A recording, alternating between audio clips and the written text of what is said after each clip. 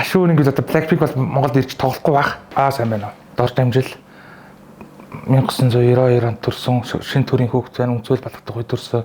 Өргөх цэгийн редактор маяг имиж байгаа. Нэг мэдсэн чил бүр айхтар сонсдог болсон байсан шүү дээ.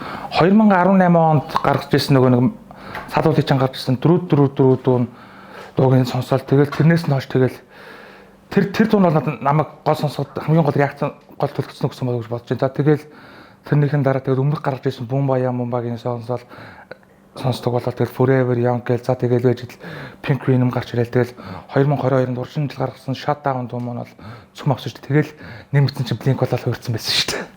Өөрөө ч мэдлгүй. Би ч бас нэг сонсгоос гадна тухайн гişүүдийнх нь одоо намтрам тэр янз бүрийн уншаад ерөнхийдөө бол тэдрээс л нийл ирч хүч хөдөлмөрлөх харагдаад байдаг шүү дээ. Ууггүй хичээл зүтгэл. Ялангуяа би бол Лисагийн намтрыг бол маш их унших дуртай. Би өөрөө ч ерөнхийдөө Facebook мөг дээр тодорхой хэмжээнд өөрийнхөө хэмжээнд бичижсэн. Ууггүй хөдөлмөр зүтгэл яг хүнийг ямар үр дүнд хүргэдэг би хоёр хүнээс ч явах дуртай байдیں۔ Нэг нь Blackpink хамтлагийн дуучин Lisa, нэг нь манайх Акухад аваад жаргал аль аль нь яг зүйл багтаа нөгөө нэг 13 4-тэй 14 5-тай хүүхдүүд хариулт очор хэлийг мэдэхгүй юу гэж мэдэхгүй яг юу хийх гэж яваад байгаа мэдэхгүй гэл тэгэл Акухаа өдөд 3 үлдэг байсан гэдэгт адилхан Lisa бас ээж рүүгээ баян үлдэг байсан гэж байгаа хүчил ээж би одоо яах гэж энэ төрсөө тэ юун түрэн гэж гэл тэгтэн ээж нь чи өөрөө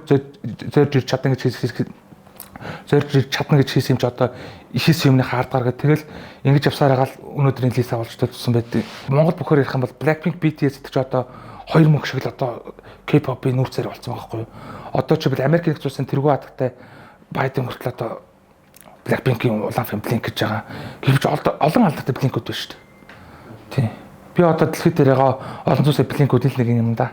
Эзэн нэгэн цагт хувь тавилан байх юм бол тоглолтын үзэх байлгуудэл гэж боддоо шүү дээ. Одоо нөгөө нэг Монгол бүхийн дээд цолцсон даяад ус далайдаа дархан авраг гэдэг шүү дээ. Яг тэрнтэй адилхан BTS Blackpink ч одоо Genshin номонд бичүүлдэг шүү дээ. Genshin номонд өөрсдийнхөө амжилтыг бичүүлж байна. Би одоо саяхны ганцхан жишээ хэлье. Blackpink-ийн 4 дуу нь 2.2 тэрбум үзэлттэй хамгийн их үзэлттэй Octane хамтлагийн клип болсон байна.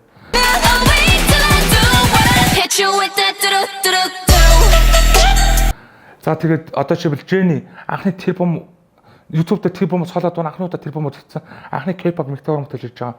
Түүний араас Lisa бас тэрбум уран бүтээлчтэй тэрбум одоо клипээ үзүүлж чадсан. Анхны K-pop гадаадын мэгтэй уран бүтээлч болж байгаа юм бүр гадаадын шүү.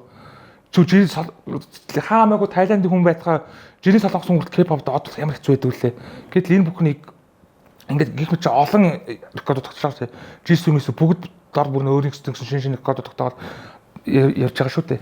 Хотын хүмүүс цаг мөнгө үздэг, хөдөөний хүмүүс бүх үздэг юм сонио болоод байгаа л.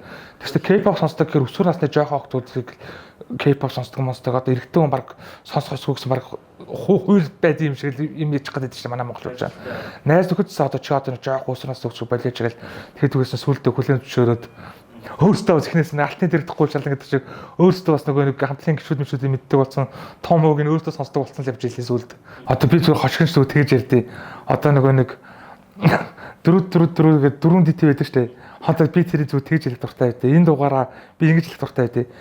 Дөрөв Монгол бохоор бол өөртөө даяад ууслах далайдаа дархан авраг гэд хилцсэн юм шиг санагддаг шүү гэд энэ дугаараа өөртөө дархалсан юм чи би ингэж ярих дуртай байдаа. Ер нь бол том орон зай ажиллаа шүү. Би бол ер нь боддоо шүү дээ. Сайн нөгөө нэг очроо ингээд Монгол залуу нөгөө Манчестер Юнайтед улаан фэн өөрийн шүтэн Вейн Рүүтэйг уулзсан шүү дээ. За тэр чиг би нэг хизэнээс солонгосордог тоглолтын үзэх багтаа л гэж боддоо шүү дээ. Санамж алдуулсан бол миний амьдралаас одоо очроо гэж байхгүй тэгэл өөхөөхтэл Blink байх байлгүй дээ. Гашуун ингээд одоо Blackpink бол Монголд ирж тоглохгүй байх. Тийм ч одоо цөмөрөө нэг одоо нэг би зүр хошин ч юм яраад ч юм амар романтик юм боддоо шүү дээ. Одоо Баяргаа Батуулгын тэр ч одоо ихтгэврийн урд одоо өөртөөхөө сонсч үзсэн шүтэн бит хамтлаг шиг бариулсан байдаг шүү дээ.